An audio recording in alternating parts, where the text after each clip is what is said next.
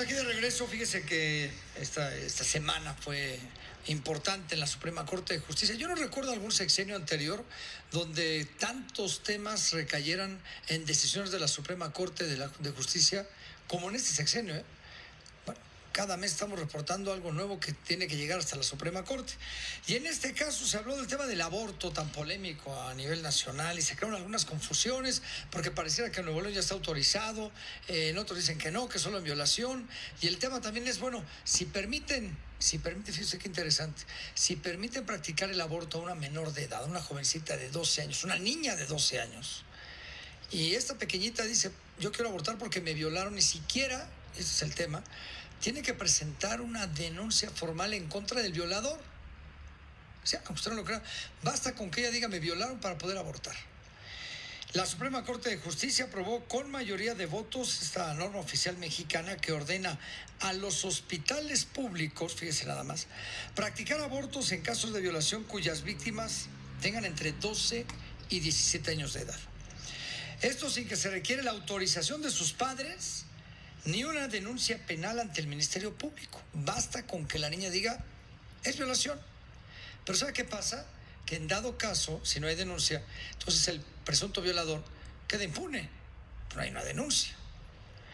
Con 10 votos a favor y 1 en contra, los magistrados determinaron que el procedimiento se podrá llevar a cabo bajo el principio de buena fe cuando la víctima declara haber sufrido una violación bajo protesta de decir verdad, sin que se tenga que probar que se trató de una agresión sexual. Eso, si usted quiere, mire, si está en contra o no del aborto, bueno, pues ya es un tema, ¿no? Pero el otro lado es qué pasa con el violador, porque nunca lo van a detener, puede seguir violando. El proyecto fue presentado por el ministro Luis María Aguilar y aplicará en todos los hospitales públicos de México.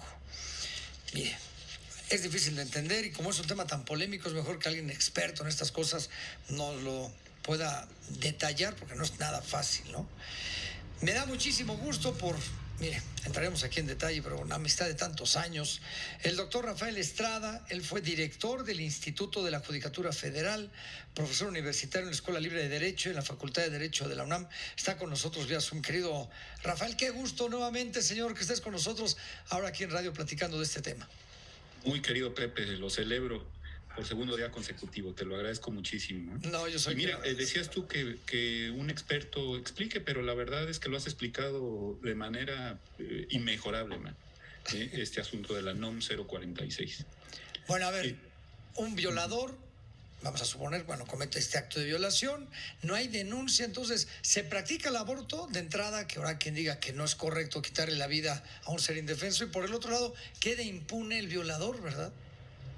Mira, comienzo con esta segunda cuestión que tú mencionabas muy bien. Más allá de lo que se pueda pensar en torno al aborto, lo cierto es que no debe interpretarse este aval que la Suprema Corte le ha dado a la NOM 046, que hay que decirlo, no es una ley. Una norma oficial mexicana es un producto de la administración pública, en este caso federal, en donde se dan instrucciones a funcionarios públicos del orden federal, en este caso del Sistema Nacional de Salud. No debe interpretarse como una puerta abierta a la impunidad del violador, Pepe, ni mucho menos, como tú muy bien lo decías. ¿Por qué no? Porque los servidores públicos tienen la obligación, en general toda persona tiene la obligación, artículos 221 y 222 del Código Nacional de Procedimientos Penales, de dar parte a la autoridad ministerial, dar vista al Ministerio Público, cuando les conste que se ha cometido un delito. Y si en este caso, como tiene que ser, alguien alega una violación, el servidor público, la servidora pública, que es cualquier integrante del Sistema Nacional de Salud, tendrá que ir a decirle al Ministerio Público, oye, fíjate que aquí se alegó una violación y tú tienes que investigar de oficio esa violación. Entonces, suponiendo que se practica el legrado y se practicó con base en declaraciones falsas ante una autoridad distinta a la ministerial, que sería la autoridad del Sistema Nacional de Salud, aquí lo que tendríamos es un concurso de delitos. Por un lado, la declaración falsa, por otro, el aborto practicado en los lugares en donde todavía no está autorizado, ahorita vamos a eso si quieres, pero en los lugares donde no está autorizado en las primeras 12 semanas, se habría practicado un aborto fuera de la ley. Y desde luego tendría que investigarse también de oficio un delito gravísimo que es de prisión preventiva oficiosa, artículo 19 de la Constitución General de la República, que es la violación. Así es que imagínate, delitos por todos lados. No interpretemos este aval de la Corte a la NOM 046 como una puerta abierta a la impunidad del violador. Basta con alegarse la violación, ciertamente, no con presentarse una denuncia formal, o una querella tratándose de las violaciones que se dan entre cónyuges o entre concubinarios, querella de parte ofendida, que aquí no puede ser otra más que la mujer, pero esto no quiere decir que el Ministerio Público no tenga ninguna obligación de investigar, ni mucho menos, tiene la obligación constitucional de investigar los hechos constitutivos o probablemente constitutivos de un delito. Pero un médico legista, Rafa, no tiene que revisar a la víctima para ver si realmente fue violada. En este caso, como dice el texto, es una declaración de buena fe y con eso basta. Así es, eso es ciertísimo. Y además tampoco los médicos ni el personal de enfermería, ni médicas ni enfermeros, pues podrán alegar objeción de conciencia para negarse a practicar el aborto en el caso de que se alegue una violación. No importará una pericial, pero luego para el procedimiento y la investigación de la violación sí que importará mucho esto que, como tú señalabas con mucho tino, se levanta como una especie de dictamen pericial por un médico legista. Así es que tampoco, lo que quiero decir es que tampoco está tan fácil, ¿no? Sí, ciertamente da la impresión que la tendencia jurisprudencial de nuestro máximo tribunal es facilitar las cosas para la práctica de abortos. Pero esto no quiere decir que simple y llanamente esté la puerta totalmente abierta y sobre todo que se vaya a dejar en impunidad al violador. Porque tú imagínate, es el peor de los mundos posibles, jurídicamente hablando, ¿no? La mayor violación de derechos humanos, y no me refiero solamente a los derechos humanos de la persona gestada, del ser humano en gestación, ¿no? El embrión. No, me refiero también a los derechos de la mujer. Tú imagínate, yo cometo una violación, incluso puedo violar a mi esposa, y después le digo, oye, para evitarnos cualquier problema e incluso cualquier tipo de gastos, vamos y alega ante el hospital público que te violé, ¿no? Uh-huh. Y simple y llanamente te practican el legrado y nos regresamos a la casa tan contentos. Esto no puede ser así, imagínate nada más, estaríamos ante el absurdo jurídico máximo, ¿no? Se confiesa la comisión de un delito y todo el mundo se lava las manos. No, Pepe, esa interpretación no se puede dar porque además no es la que dio la Suprema Corte. Sí, porque justo lo que te quería yo preguntar, ¿a quién se está defendiendo aquí? Porque por un lado, quitarle la vida, los que están en contra del aborto, dicen, hoy le están quitando la vida a un ser indefenso desde el momento de su gestación al practicar el aborto. Y sobre todo en estados donde no está autorizado. Y por el otro lado, estás permitiendo que los violadores anden aparentemente sin ningún problema y nadie los va a denunciar. Entonces, ¿qué caso tiene que la Suprema Corte autorizar una cosa así, no? No, sería verdaderamente absurdo, ¿no? Hemos visto resoluciones absurdas, pero en este caso no, insisto, hay que verlo como una puerta abierta a la impunidad de un delito tan grave como es el delito de violación. Ahora, esto es lo que dicen las leyes y las normas. Sabemos que tenemos muchísimos problemas prácticos a la hora de investigar, de procesar, de perseguir y de llevar ante un juez los delitos. Eso ya es una cuestión desgraciadamente, de la falta de eficiencia de nuestro sistema de persecución, de procuración de justicia y de administración de justicia. Es otra historia. La NOM no hay que interpretarla de momento como escandalosamente se ha hecho, como algo que permite indiscriminadamente los abortos, Pepe, a mi manera de ver. Doctor, muy buenas tardes, lo saluda Óscar Holguín. Yo quisiera regresarme un poquito a algo que usted ya nos adelantaba, la objeción de conciencia. En este caso, los médicos no pueden alegarla, no pueden decir que por razones éticas de creencia de lo que ellos tengan en la cabeza se nieguen a practicarle un aborto a una menor de edad. En estos casos no lo pueden hacer y no representaría una violación también a los derechos de los médicos.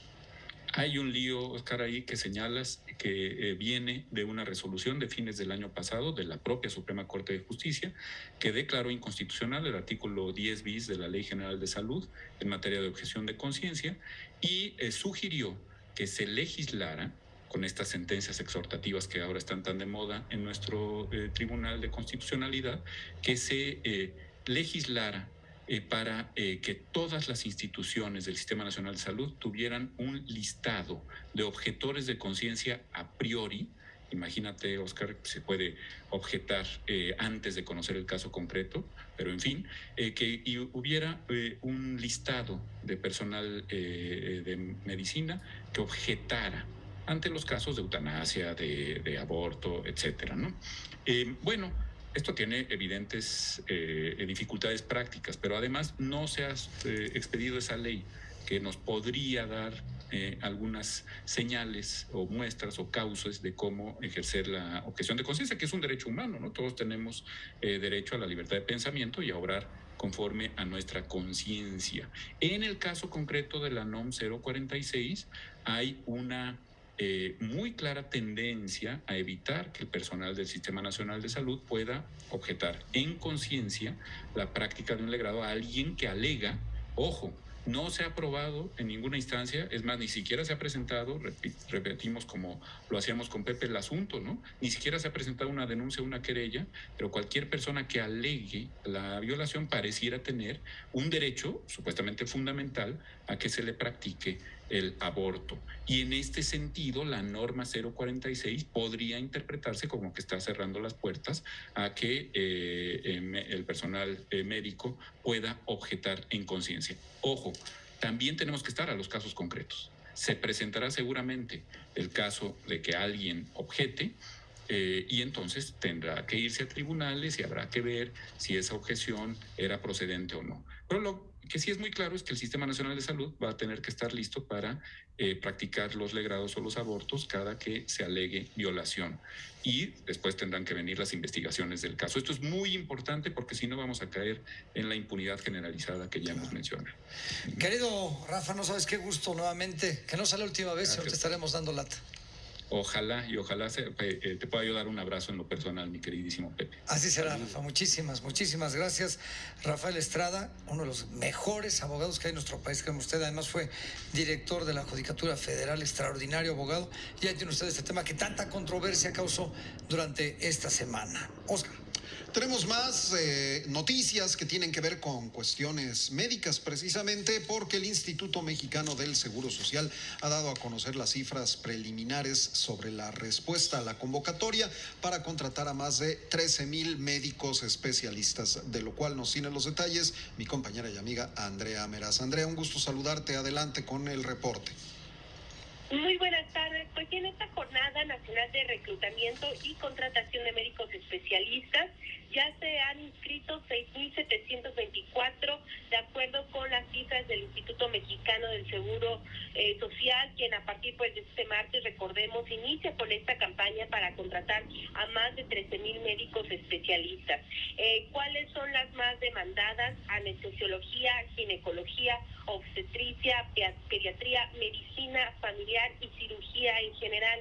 De acuerdo también con el instituto, ya no hay estas fallas, estas intermitencias que se habían presentado en las primeras horas desde que se habilitó esta página de internet para que los médicos pudieran subir sus papeles.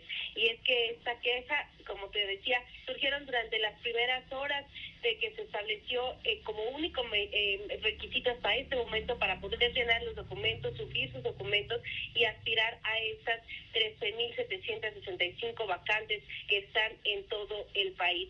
Por institución, las vacantes disponibles, la mayoría de ellas están en el INSABI con 8,272 en 29 estados, en el IMSS 2,588, en el IMSS Bienestar 1,765, en Pemex 133 y con la Comisión Coordinadora de Institutos Nacionales de Salud y Hospitales de alta especialidad únicamente 28 plazas.